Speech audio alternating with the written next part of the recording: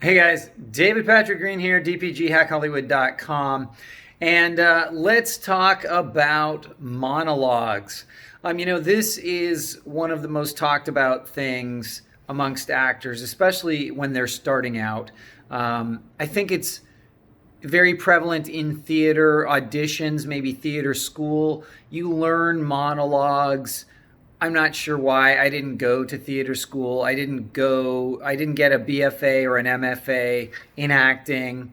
Most of my training came directly in Los Angeles and Hollywood acting schools that didn't focus on monologues. So when I was introduced to monologues, when I sort of grew up and I had graduated from my acting academy, suddenly I'm being asked to do monologues. Learn these sort of, no more than 60 seconds or no more than 2 minutes, no less than 60 seconds.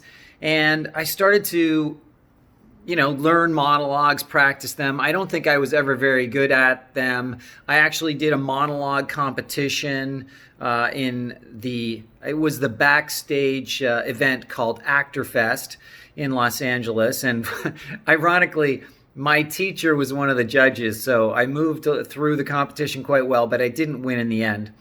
But in any case, what I just wanted to tell you is, like many of the standard things actors think they need, the monologue is completely, if not overrated, is non-existent.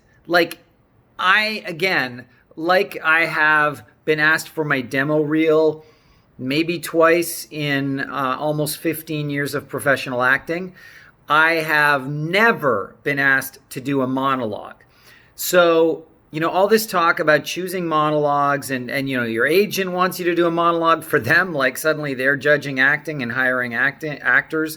I cannot think of one time. It's not that I can't think of a time. I have never been asked for a monologue. I don't know anyone who has ever been asked to do a monologue, except perhaps in theater, and also perhaps you've had to do a monologue for a student film because student directors like to make you jump through hoops because their professor tells them to make actors jump through hoops because they got to teach them something, right?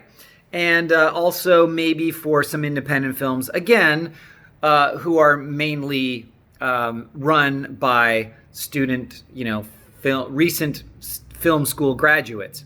So I just wanted to dispel the notion that you've got to become really good at monologues and you've got to learn a bunch of monologues. You actually don't.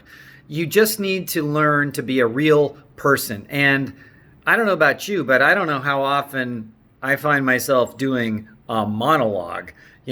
That's very playwright-esque. That's something Chekhov would write or Shakespeare would write, because they want to fill the words. They want to fill their work with lots of words because they didn't have high budgets.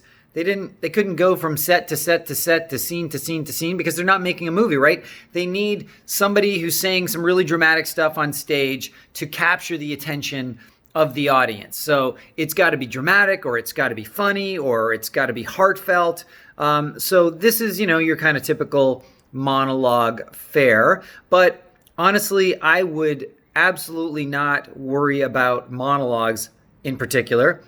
Be a good actor. That's what you need to focus on.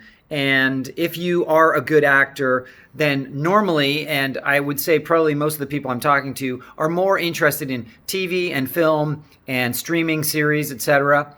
So if that's who you are, then don't worry about monologues. Just learn to be a realistic actor, meaning you know how to just behave normally, which means however you would normally, given the circumstances that are in the scenes that you are reading for. And that is it. Okay, guys? So I just wanted to dispel yet another rumor that has been spread so many times it's become fact, just like saying you'll catch a cold if you are cold. No, that doesn't happen. The common cold is caused by a virus.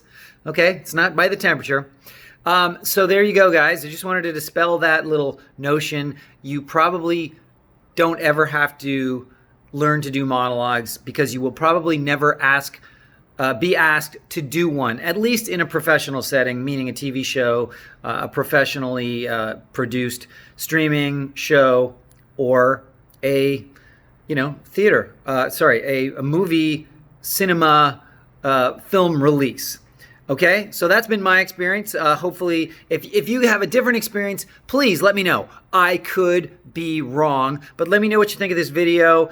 If you have any suggestions, questions, comments, put them in the comment section below, and let me know what you want me to dispel next. What are some other things that sound kind of wacky and you don't understand why you're doing them, and yet people keep telling you you have to do them?